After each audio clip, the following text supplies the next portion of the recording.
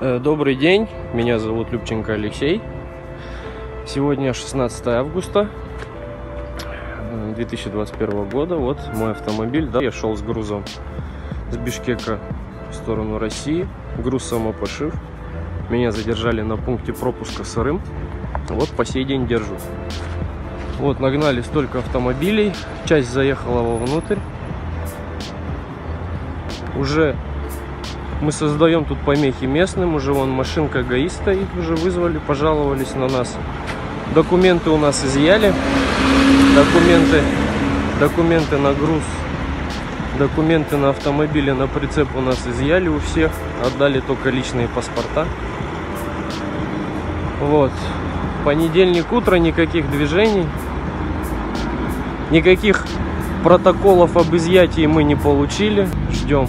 Чего ждем, непонятно. Никто нам ничего не объясняет. Когда будут движения, не ясно.